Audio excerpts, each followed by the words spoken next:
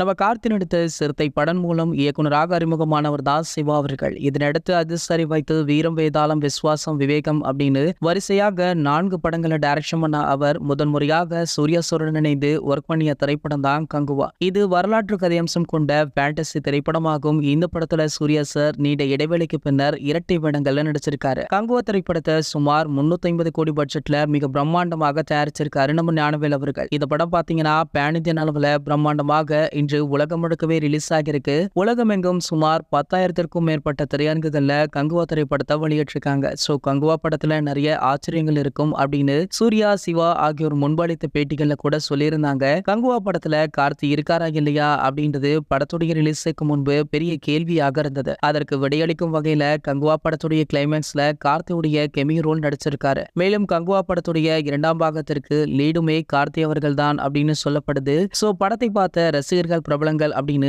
பலருமே படத்தை பத்தி தொடர்ந்து புகழ்ந்து தள்ளிட்டு தான் இருக்காங்க. இந்த நிலையில பாத்தீங்கன்னா ரசலை தாண்டி பல செலிபிரிட்டிஸுமே இந்த படத்துல FDFS காட்சியை பாக்குறாங்க. அந்த வகையில நேற்றைய முன்தினம் பாத்தீங்கன்னா கங்குவா படத்துடைய ஸ்பெஷல் காட்சிகளை ஒரு சில முக்கிய செலிபிரிட்டிஸிற்கு போட்டு காட்டியிருக்காங்களா. அதன்படி பாத்தீங்கன்னா இந்த படத்தை பார்த்த நம்ம சூப்பர் ஸ்டார் ரஜினிகாந்த் அவர்கள் படக்குழுவை கட்டி அணைத்து பாராட்டியுமே இருக்காரு. அது மட்டும் இல்லாம இதுவரைக்குமே தமிழ் சினிமாவில எந்த ஒரு படமுமே 1000 கோடியை தொடல, கண்டிப்பாக கங்குவா படம் தொடும் அப்படின்னு சூப்பர் ஸ்டார் ரஜினிகாந்த் அவர்கள் வாழ்த்து தெரிவிச்சிருக்காரா. சோ இந்த தகவல் தற்போது வழியாகி சோஷியல் மீடியாக்கள்ல வைரல் ஆகிட்டு இருக்கு. சோ இது போன்ற சினிமா செய்திகளை பத்தி நீங்க உடனே தெரிஞ்சுக்க நம்மளுடைய சினிமா கொட்டா அப்படின்ற நம்ம சேனலை சப்ஸ்கிரைப் பண்ணிக்கோங்க.